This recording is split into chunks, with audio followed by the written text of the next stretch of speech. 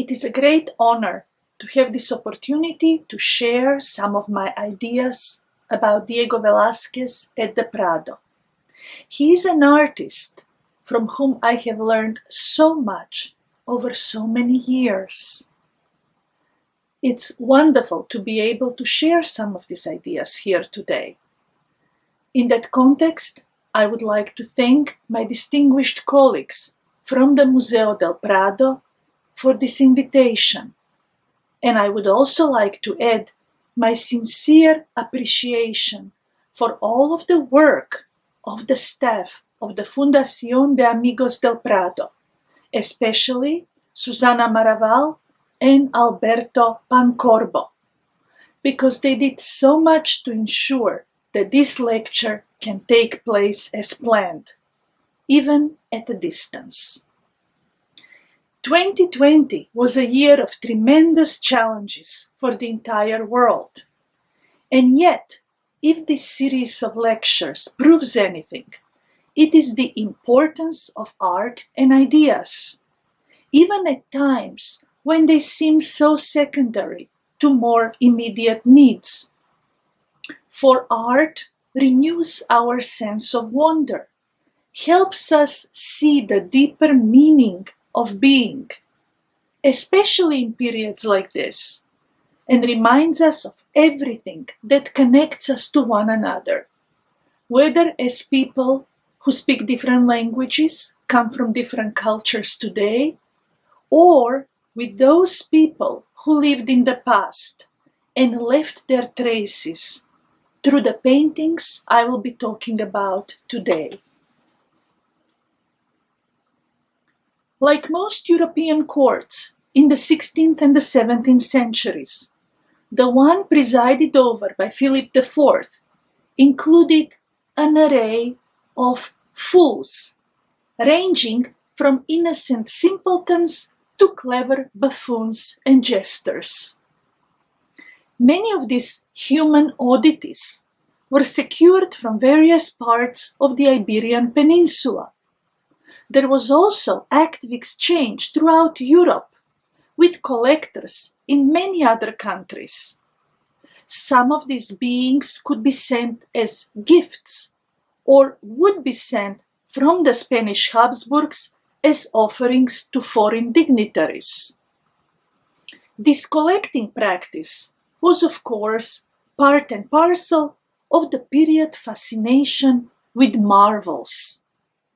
While many of these human beings were seen as accidents of nature that could potentially undermine the social order, their presence at court also affirmed the preordained hierarchy, culminating in the figure of the king.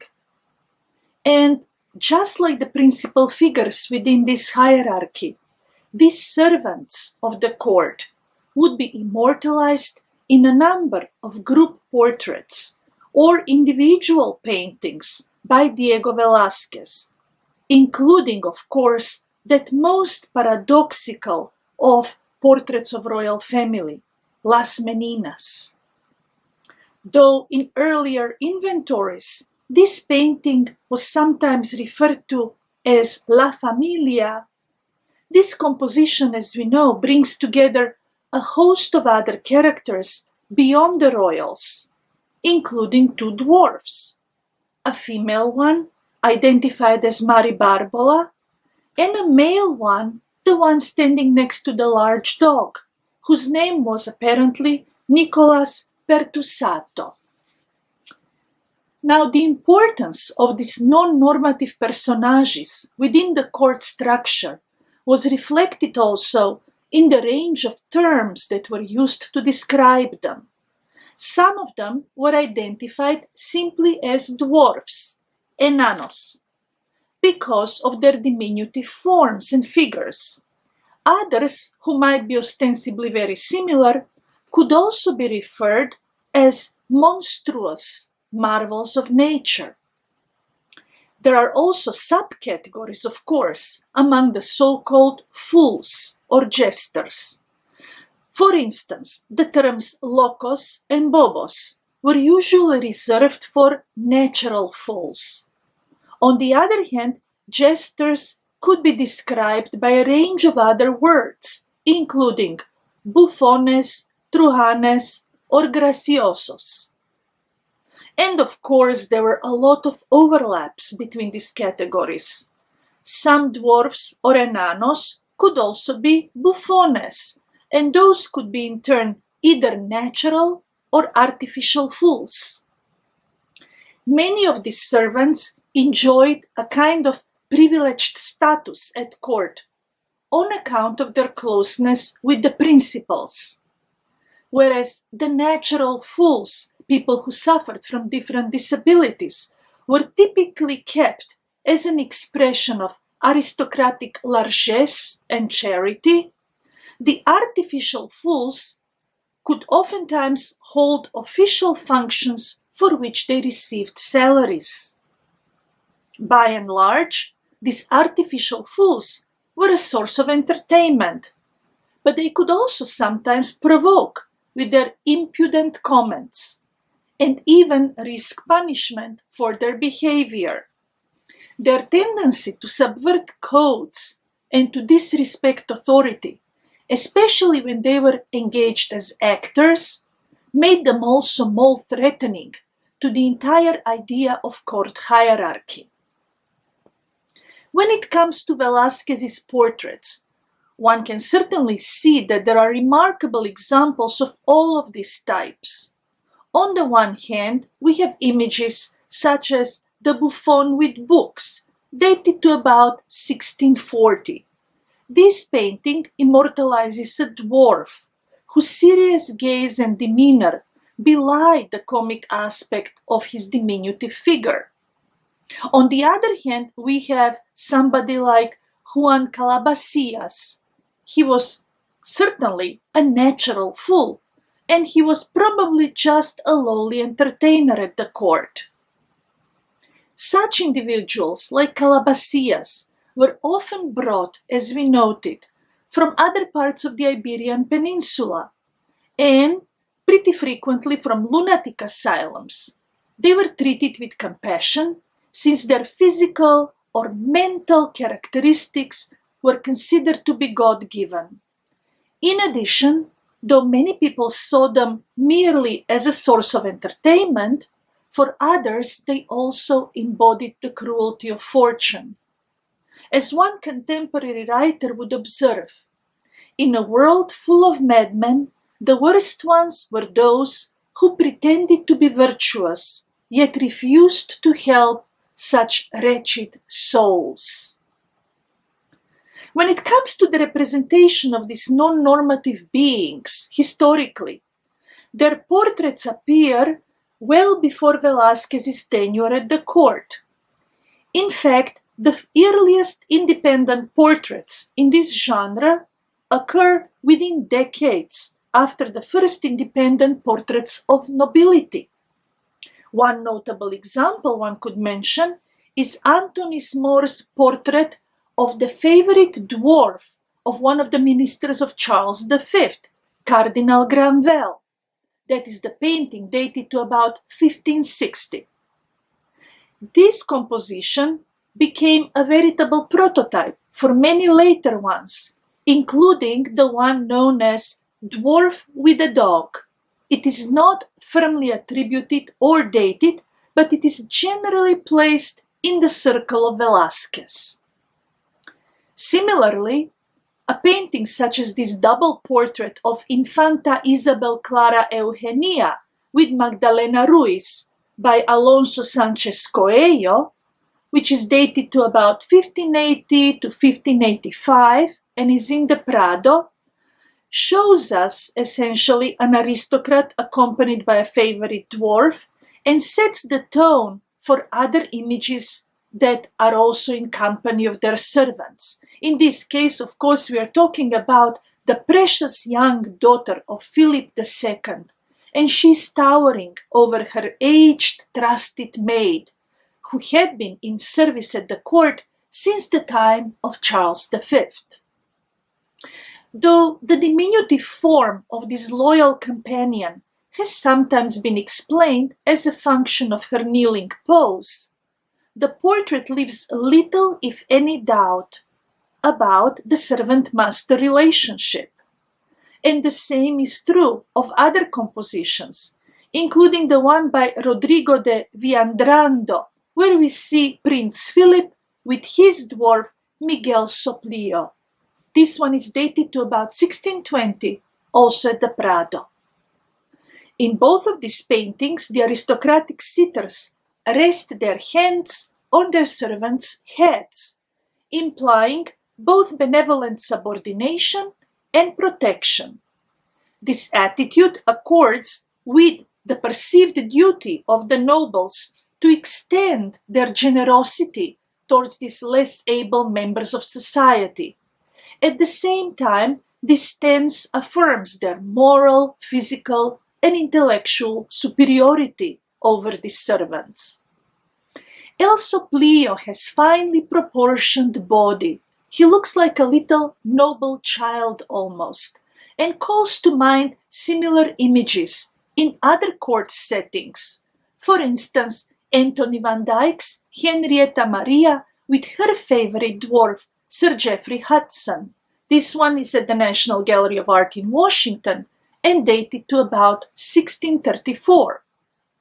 Such diminutive human beings could earn admiration on account of their childlike appearance, as we know from written records about other similar characters within the Spanish setting. The most famous among them may be the male dwarf that was sent by the Archduchess Isabella to her brother Philip II. This male dwarf was nicknamed Bon-Ami. We also know of a very pretty female dwarf whose doll-like figure earned her the sobriquet Puppe. In contrast, there were misshapen dwarfs, such as the one portrayed by one of Velázquez's peers, Juan van der Amen. And of course, this painting, dated to about 1626, is also at the Prado. These people, these little dwarfs, were seen as pitiable yet comical creatures, akin to those that feature in caricatures from the time period. Van der Amen's sitter, possibly a dwarf nicknamed Bartolio, is a perfect example of the carnivalesque reversals that characterize a lot of these portraits. He is dressed in an ostentatious, expensive costume. He is also wielding something akin to a ruler's staff.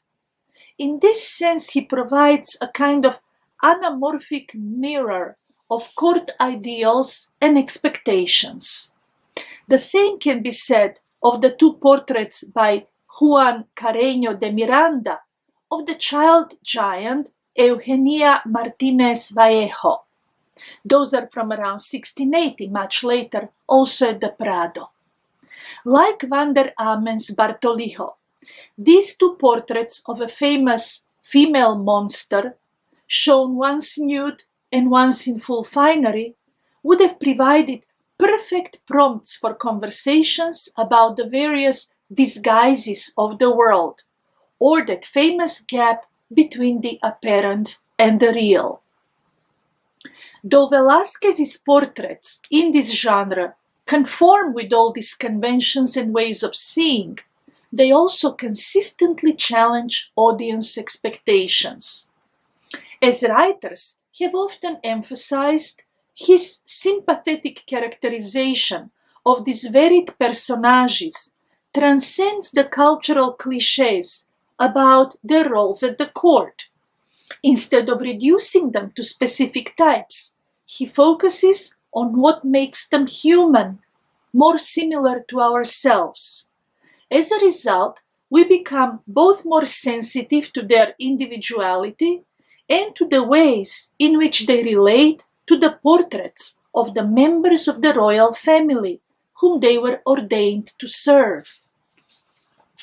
It is precisely this emphasis on the humanity of his fools, dwarfs, and jesters that allows us to consider and question the ways in which we establish the difference between the beautiful and the misshapen, the base and the noble, the comical and the serious, ultimately folly and wisdom. At the same time, for all of his sensitivity to these sitters as individual persons rather than representatives of a type, Velázquez's portraits are also deeply informed by broader cultural concerns. What I have in mind in particular here is the dichotomy between semblance and being, or, in the Spanish context, the engaño and desengaño, the false appearances and the disillusioned gaze that allows us to grasp the substance of phenomena. Central to the intellectual discourse of the period, this preoccupation with the illusory nature of the world would find its most memorable expression in characters such as Cervantes's hapless knight fighting the figments of his imagination, or Calderon's Sigismundo, the noble prisoner who keeps moving from one dreamlike reality to another, never quite certain who he is and where he is. This dialectic between semblance and being gains additional dimensions in the portraits of dwarfs, fools, and jesters, as individuals who feel both eminently familiar and different, whether because of inborn characteristics or because of the roles they perform for the pleasure of their superiors. Now let us look more closely at one of Velázquez's earliest portraits in this genre, Don Balthazar Carlos with a Dwarf, a painting in Boston in the Museum of Fine Arts dated to about 1632. Here we see the toddler prince and heir to the Spanish throne with his favorite dwarf companion. They're seemingly engaged in child's play. Their placement within this composition clearly alludes to a hierarchical relationship as well, in much the same way as we saw in the double portraits by Coello and Villandrando of the aristocrats with their favorite dwarfs. At the same time, these human beings, as portrayed by Velázquez, the two of them, are patently similar in terms of their disproportionate figures, those large heads, those diminutive bodies weighted down by sumptuous dress, all these trappings of court life. The dwarf is holding an apple and a rattle. Those may be just innocent playthings for the prince, but one cannot help and relate them as props to Bartolio's staff. In other words, they can stand for the orb and the scepter of the future king. It is generally believed that this painting was created shortly after the nobles of Castile had sworn their allegiance to the 2-year-old heir to the throne. According to contemporary documents, during that ceremony, the toddler was dressed in this very fashion, as you see him in this portrait, complete with the sash, sword, and armored collar typically worn by a Spanish captain general. As for his dwarf companion, there is no consensus regarding his or her identity. This uncertainty may be part of the performative character of Velázquez's invention. Though the figure looks almost female, we may be seeing a male dwarf masquerading as a miniature consort for the future king. Such dress-up games would have been in line with the frequent use of gender ambiguity and disguise as comic devices in contemporary Spanish theater. This possibility also gains added support if one considers the physiognomic resemblance between the figure in this double portrait and the so-called portrait of Francisco Lescano, who was in fact a dwarf who had been given as a personal servant to Prince Balthazar Carlos, and we know him from one of Velázquez's most memorable portraits from this time period. Though the earliest records about Lescano at the court are from around 1634, which would be 2 years after the supposed dating of the double portrait from Boston, given the fragmentary nature of period documents, we cannot preclude the possibility that this favorite of Balthazar Carlos may have arrived a couple of years earlier. And Velázquez, by the way, portrayed him around 1634-35. That's the date of the portrait from the Prado of Francisco Lescano, and likely for the Royal Hunting Lodge of Torre de la Parada. He remained in service until his own death in 1649, which was only 3 years after the death of the 16-year-old prince himself. The physical proximity between this dwarf and his or her royal charge is usually interpreted as an allusion to the difficult choice between pleasure and duty for the young prince. Namely, Balthazar Carlos has to leave behind the games of childhood all too soon in order to assume his destined role as the ruler of the empire.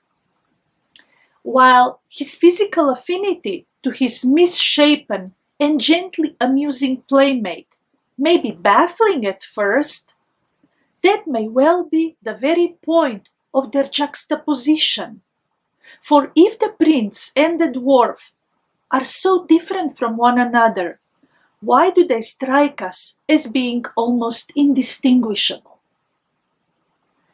Is Velázquez playing on this visual resemblance between them in order to remind us of that all-important need for discernment, discretion, so crucial to the success of any courtier? Does that reminder perhaps lead us to an additional ironic analogy between the royal duty of good governance and children's games? Whatever the case may be, this double portrait is clearly an homage to the infant ruler as well as a fine courtly joke. It is both a pleasant distraction and another edifying mirror for the prince. Now, the same witty play of similes and contrasts will be present in other portraits by Velázquez from this period, such as, for instance, the buffon Juan de Austria and his counterpart, the buffon Barbaroja or Cristobal de Castañeda y Pernia. These two works, also in the Prado, are dated to about 1633-35, but we do not know with certainty when exactly they were painted and for what location.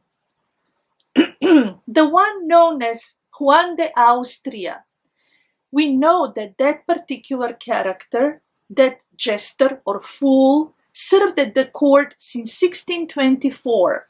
He was jokingly named after the illegitimate son of Philip II, who had distinguished himself by his heroic fighting of the enemies of Spain, especially at the Battle of Lepanto.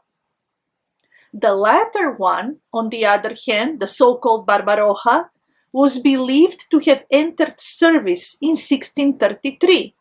He was known for his impertinence and brashness. He was one of those dangerous fools. Here, he impersonates one of Spain's most famous adversaries from the recent past, the Grand Admiral of Suleiman the Magnificent, Hayreddin Barbarossa. These two portraits have always been seen as two halves of a larger symbolic unit. They are mentioned for the first time in a 1701 inventory from the Palace of Buen Retiro, together with several other images of fools. They were probably intended to hang right next to one another. This is supported by their similarities, in terms of subject matter, format, and style, but also by the pointedly ironic nature of their assumed identities. As Javier Portus has observed, they, quote, constitute a paradoxical reflection of the sort Velázquez truly enjoyed about how history is carried out by disguising simple buffons as heroes. End quote. This, of course, accords with the court taste for conceptual games regarding, again, the dichotomy between semblance and being. Now, this is all about paradoxa, visual paradoxes, conceptual paradoxes, and there is a very marked taste for paradox in the literary and the visual culture alike. And when we speak about the prevalence of paradox in the culture of 17th century Spain, we oftentimes talk about certain socio-political realities, including the deepening political and dynastic crisis at the court, as well as the wider sense of irreversible decline of a once powerful empire. In this context, the portraits of Don Juan de Austria and Barbaroja have also been related to specific political and military challenges of the Spanish Empire, namely the Mantuan War, which was between 1628 and 1631, as well as the Franco-Spanish conflict that followed in its wake between 1631 and 35. Yet, at the same time, one cannot overlook the fact that the ironies of these two images fit in with an even broader humanist discourse on folly, reflecting the uncertainties arising from a number of other ideological upheavals during the early modern period. By Velázquez's time, the idea of universal folly had become a veritable cliché among the educated classes at various European courts. It was a cultural trope, and it had evolved from the medieval emphasis on the folly and vanity of everyman to a much more encompassing metaphor for the human condition. Furthermore, the turn of Renaissance thinkers and writers towards the dialogue as a preferred mode of argumentation, with all of its inherent shifts in perspectives, registers, and voices, made firm conclusions regarding any proposition almost impossible. Within this dialogical framework, fools were often conceived as counterparts or alter egos of their principals. They serve, they accompany them everywhere, they are their reverse mirrors, so to speak. And this is exemplified, of course, by Sancho and Don Quixote, in the English context most famously by Falstaff and Prince Henry. This is also the same dialogical framework within which we have to see Velázquez's fools, including these two impersonators of the illegitimate hero Don Juan de Austria and the fearsome Ottoman admiral, respectively. As noted earlier, though the court jester could be interchangeable with the simpleton, one could never be sure if a person who was employed as a court jester was a natural fool or a clever pretender who got to speak freely by feigning imbecility. This ambiguity is very much at work in this pair of portraits as well. While we do not know for sure if the person posing as Juan de Austria was a natural fool, he certainly looks a lot more benign and naive than his partner in this dialogue. The angry Barbaroja, on the other hand, we know about this fool. He was definitely an artificial one, as indicated by numerous accounts regarding his impertinence, as well as his paid position as an emissary of the Cardinal Infante. In other words, he was much closer to other clever jesters recorded in service of the Spanish Habsburgs. These are characters such as Francesio de Zuniga and Estebanillo González, who were the favorite fools of Charles V and Cardinal Infante Don Fernando, respectively. So to go back to this dialogue between Velázquez's fool, between Don Juan and Barbaroja, essentially in this exchange what we see is the same problem that confronted us when we have to deal with the double portrait of Balthazar Carlos and his dwarf companion. How do we make a proper judgment on the basis of person's appearance and self-presentation? Velázquez is creating a guessing game. He's very fond of these guessing games, and it is only deepened by our awareness of the internal difference between these two performers. On the one hand, a real simpleton versus a sharp-witted jester who is feigning foolishness. This juxtaposition is essential to their dialogue, or perhaps one could use another term, their duel as two enemies from the past. By confronting a dimwit in the role of the illegitimate yet heroic prince with a would-be fool who is posing as a legendary enemy of the Spanish crown, Velázquez is underscoring the ironies of history as shaped by individual choices but also vagaries of fortune. The pairing of these fools would have gained additional valence from their display, both in relation to one another and with other portraits that probably hung nearby. Again, while we do not have a precise understanding of their original location, the 1701 inventory from Buen Retiro lists them very close to portraits of fellow fools and other human oddities.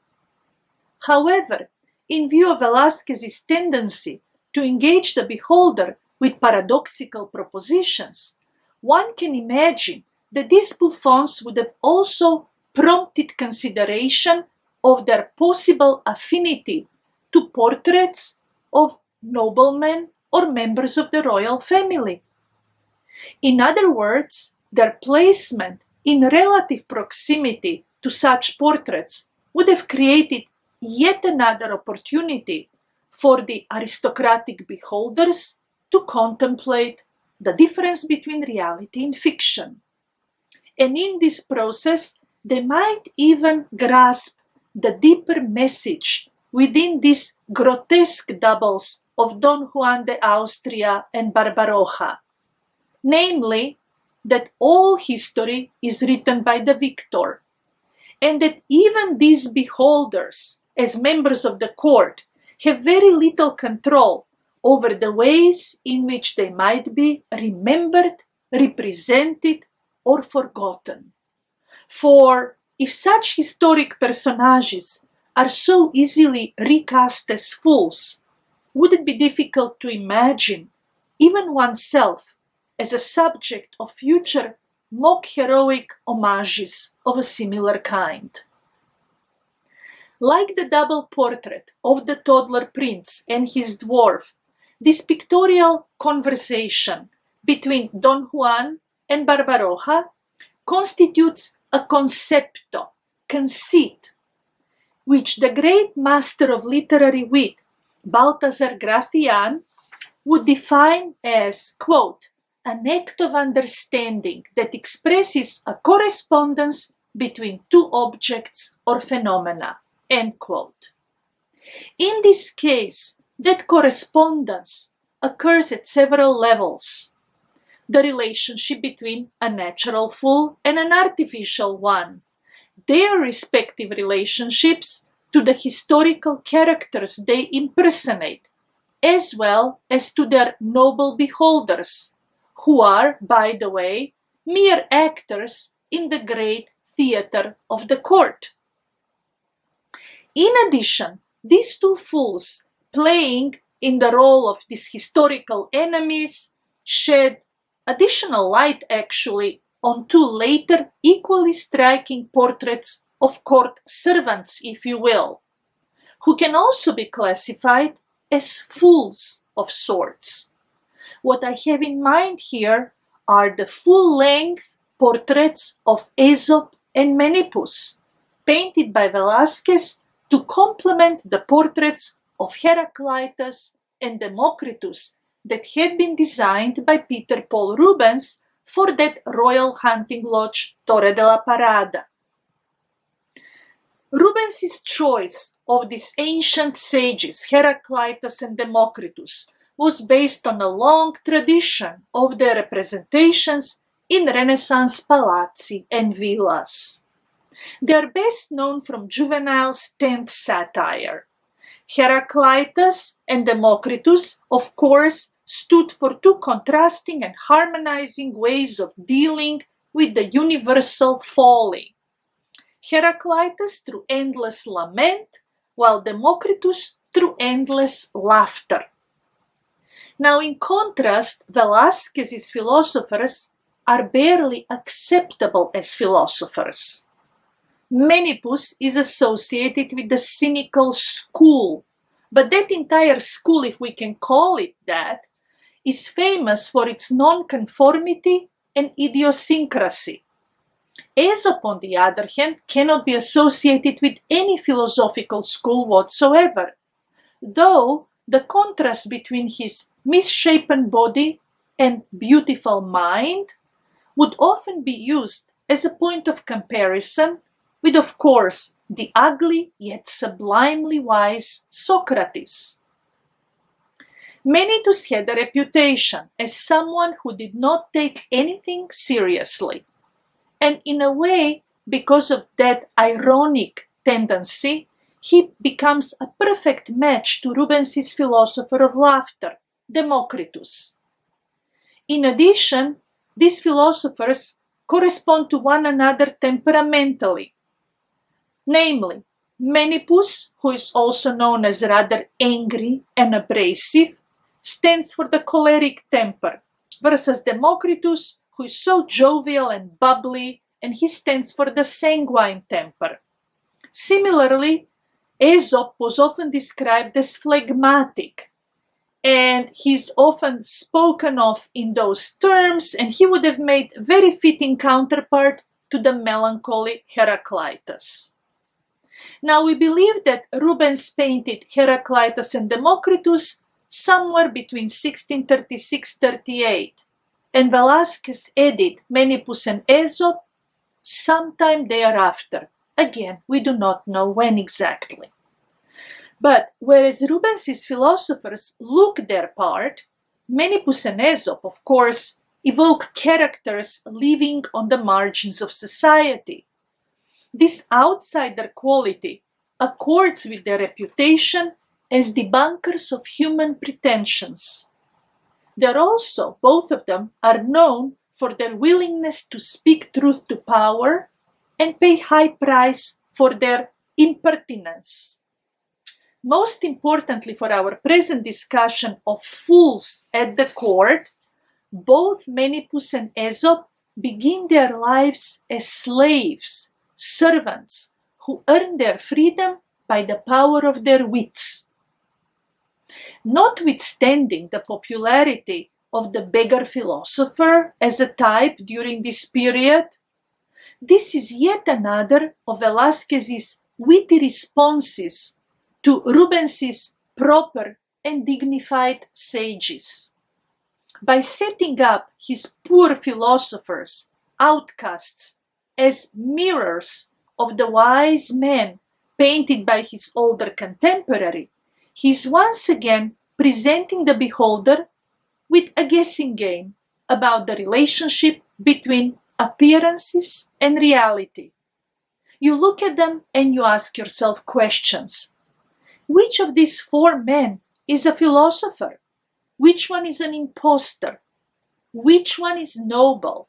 Which one is foolish? Is somebody a jester in here? Do appearances deceive us even more than we imagine? Moreover, by making this highly unorthodox choice of thinkers from antiquity to address human folly, the young and ambitious Spanish painter is also challenging the authority of Peter Paul Rubens, whose renown was unrivaled at this point of his career. Rubens had brought to the Royal Hunting Lodge two well-rehearsed characters whose message about moderation and avoidance of extremes had been played out in countless other court settings. Velázquez's anti-philosophers, on the other hand, constitute a mockery of anything you can call conventional philosophy. It's almost a gesture comparable to the ways in which a fool might parody a courtier or even a prince. Seeing Aesop and Menipus in this light, Velázquez's pictorial repartee to that most princely of painters, Sir Peter Paul Rubens, compares, in a sense, as a strategy, as a visual strategy, to the agudezza one might associate with a particularly clever jester.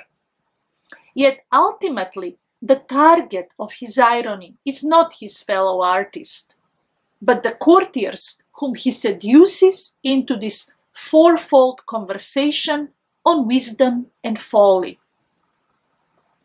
Velázquez is fond of jesting, as we can see from so many other examples of pointedly ironic paintings from throughout his career. But these jests have nothing to do with the buffoonery and crude humor of the so-called truhanes. Within the culture of courtly joke, his pictorial concepti are much closer to the verbal performances of the jesters that were usually described as graciosi. This term, by the way, deriving from contemporary Spanish comedies, is typically used for characters that are very skillful in wordplay, able to speak the truth without offending, which also explains why this term was also applied to the manners of courtiers. In the sense of this term, gracioso also relates to the qualities of gracia or graciosidade, and this was, of course, praised in many manuals on court behavior, especially after Boscan's 1534 translation of the Book of the Courtier by Baltasar Castiglione. Indeed, for some of the Spanish authors of these manuals, such as Diego de Saavedra Fajardo and Luis Milan, gracia and cortesia were used for verbal exchanges that could include witty but tasteful jesting, unlike the crass jokes and clowning associated with those truhanes, chocareros, or ordinary buffoni. The character of gracioso could also have a therapeutic function. One of the best-known graciosi of this kind was the court doctor Francesco de Villalobos, lived between 1473 and 1549. He earned the epithet El Mayor Burlador de Castile on account of his use of humor as a way of distracting his patients from the sensation of pain. According to an anecdote related by the jester and chronicler of Charles V, Francesio de Zuniga, this Dr. Villalobos could also be quite impertinent towards his superiors. Thus, when the king made a comment about his excessive humor on one occasion, Villalobos apparently replied in the following manner, quote, "Would your grace please teach me how to be a fool, since you are an authority, and I will stop being a gracioso." So Menipus and Aesop in some ways are graciosi as well, especially vis-a-vis Rubens's conventional sages. As slaves who become free men through their wits, these ragtag personages are also disruptors, be it in terms of philosophical dogma or court hierarchy. Menipus will famously deride philosophers because of their endless disagreements. He actually will propose that the best way of life is that of the humble, ordinary man. Similarly, Aesop is purchased at a market by a philosopher, interestingly enough, Xanthus, for a very low price. Why? Because he is deemed almost worthless because of his ugly exterior. Yet soon enough, his new master Xanthus learns that he has acquired a very special, if not dangerous, servant, because he becomes constant target of Aesopus and his satiric jesting. Within the court setting, fooling is always a performance, a form of deception that makes observers aware of their own roles in the great theater of the world. At the same time, through their complex games of dissimulation and double talk, jesters consistently undermine the boundaries between performer and observer, the counterfeit and the real.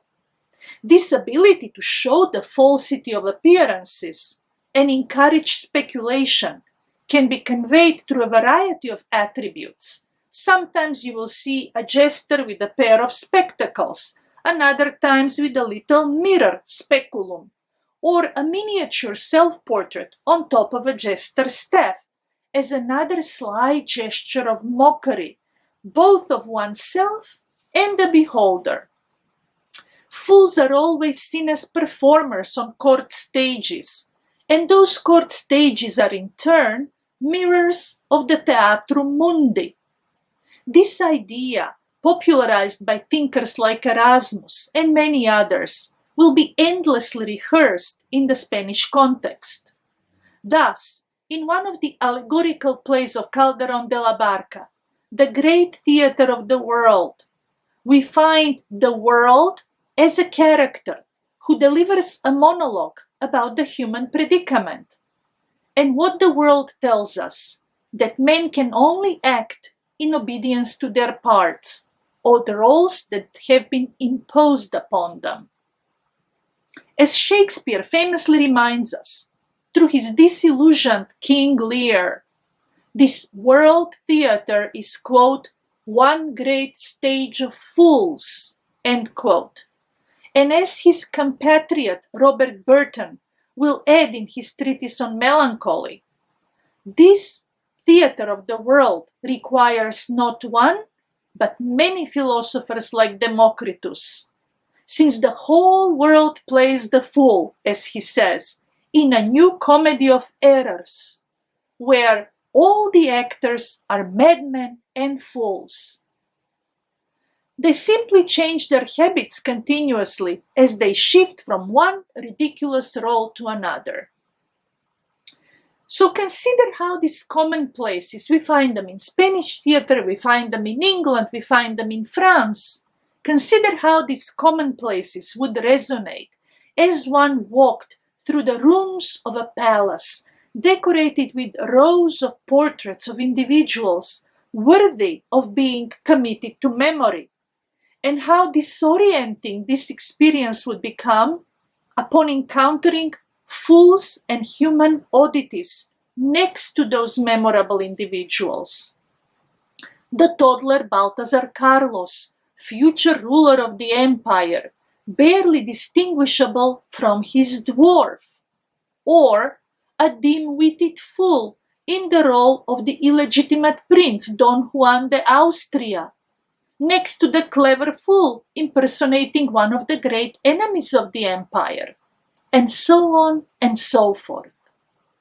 All of these portraits, as well as many other paintings by Velázquez, where he juxtaposes personages in different roles, constitute another world theater that necessitates a constant shift in perspectives and points of view.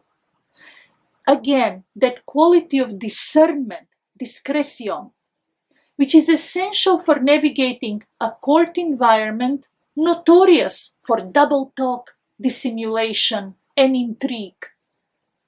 This notion of discretion, in turn, encompasses a host of qualities, including that sharpness of wit, agudeza, ingenuity, ingenio, but also judgment, judicio, and good sense, cordura.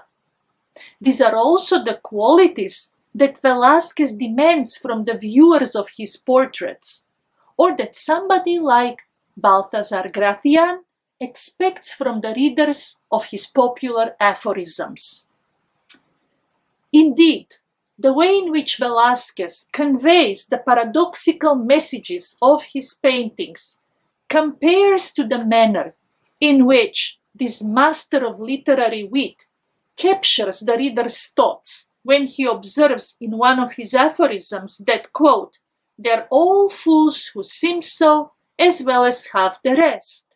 Or when he adds in another aphorism that, quote, "Though all the world is full of fools, there is no one who thinks himself one or even suspects the fact."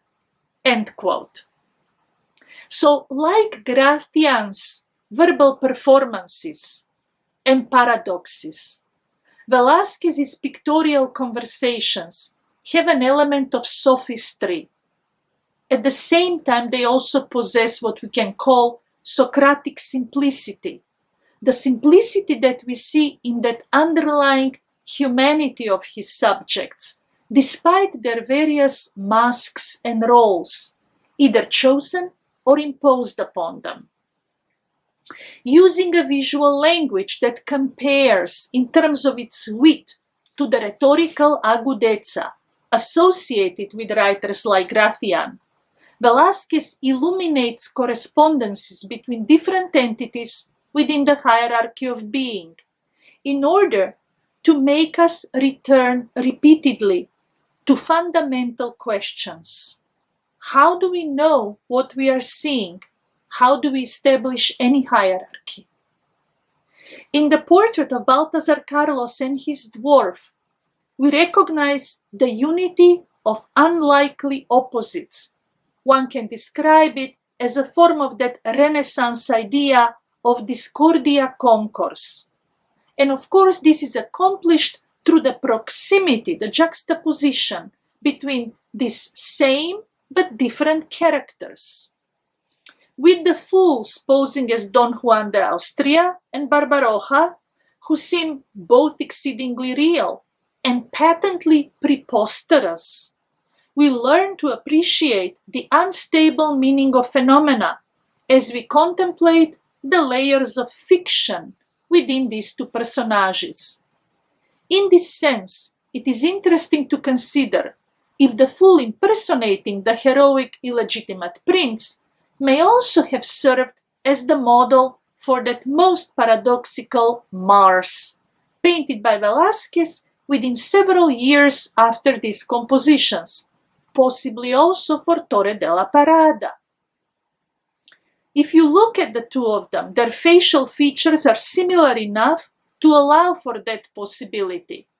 And so does the fact that in both paintings, Velázquez is essentially creating a portrait of a foolish warrior, literally and metaphorically.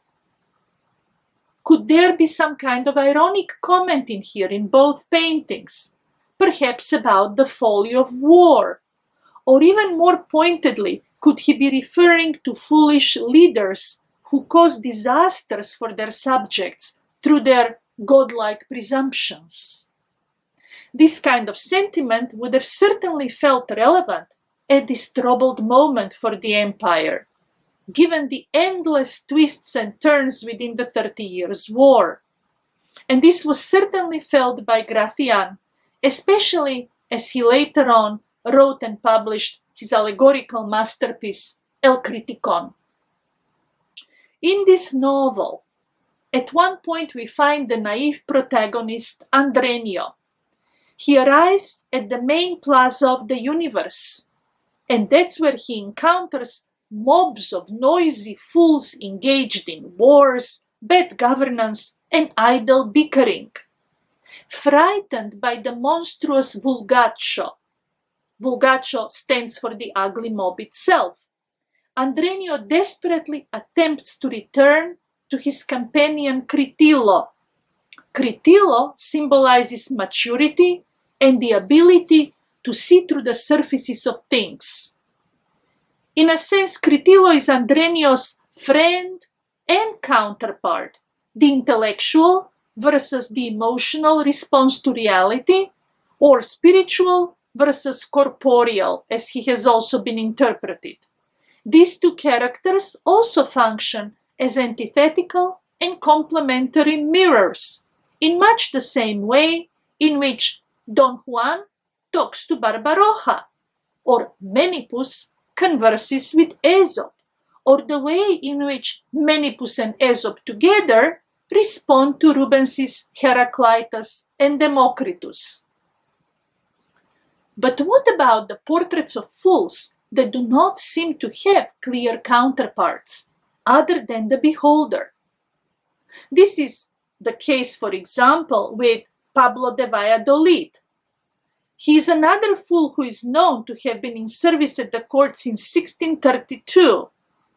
His wonderful portrait by Velázquez is usually dated around 1635, but it may have been created slightly earlier as part of the decorations for the Buen Retiro. Now, this assumption is also based on the fact that Pablo de Valladolid, this portrait, is mentioned in that same inventory of 1701 in Buen Retiro. Though this character is not a professional actor, his pose and gesture clearly allude to acting and performance, which makes him another kin or relative of sorts to Don Juan and Barbaroja. And of course, the idea of role-playing becomes even more intriguing if we accept the oft-mentioned possibility in the literature that Pablo de Valladolid was also the model for a figure typically identified as Democritus. This painting by Velázquez is datable to around 1630, maybe 1632. In this case, we have no Heraclitus, which may be due to a loss of a painting, or perhaps Velázquez decided not to paint the crying philosopher in the first place. Perhaps this omission was a conscious choice, showing his partiality for Democritus, the philosopher of laughter. This would have been very much in line with the preference of many other humanist thinkers, from Erasmus to Robert Burton. Or perhaps Velázquez's choice just of Democritus reflected the ironic sensibility of his patron, whoever that patron may have been. Unfortunately, we do not know. However, it's still important to consider this painting in the context of the discussion of these fools and servants of the court. As most other images of Democritus from the early modern era, this character smiles towards us as he points to the globe. And what's really comical in this instance is this is an actual wooden ball on a stand that looks rather like a toy. For Fernando Bouza, the paltry size of the globe in this and other pictorial representations of Democritus seems to suggest a Senecan distancing of the self from the insignificance of worldly concerns. For another scholar, Berzal de Dios, this concrete globe also carries a pointed political message. The angle from which we see the sphere, which is essentially literally there in front of our eyes, is also casting the so-called empire on which the sun never sets in a deep shadow of illegibility, as Berzal de Dios has suggested. Most importantly, both this character in contemporary attire and the patently physical wooden sphere remind us that what we are looking at is another game of make-believe. As usual, Velázquez is pushing his beholders back and forth between things as they appear to the eye and their metaphorical meanings, in much the same way as he did it in the portrait of Balthazar Carlos with his dwarf, or with the natural and artificial fools acting as famous historic characters. Like anamorphic mirrors, these paintings require us to adjust our point of view until we can get a proper perspective on the visual riddle. The problem is we are never really certain what the correct image is supposed to be. Instead, our judgment remains suspended between two equally possible ways of seeing, which is in itself essential to the manifold ironies of this pictorial concetti. The closest parallel to these puzzling visual constructions in the literary culture of the period is the Menippean satire. This is a genre characterized by joyful relativism that consistently destabilizes the reader's sense of understanding. And it is quite popular in Spain. The best-known examples among earlier Spanish writers may be the Somnium of 1520 by Juan Luis Vives and Alfonso de Valdes's dialogue between Mercury and Charon from 1529. The Menippean satire is of course behind some other literary constructions closer to Velázquez's time. In this context, of course, Cervantes is the most famous one, both with his exemplary tales and especially with Don Quixote, but one could also mention Lope de Vega, Quevedo, and even Gracian. What characterizes the Menippean satire? It destabilizes readers' expectations consistently. As Howard Weinbrod will eloquently observe, quote, "It is a precarious universe of broken and fragile national, cultural, religious, political, or generally intellectual values. This is the universe of the Menippean satire. And this alone would have made it eminently appropriate for the Habsburg court of Velázquez's time.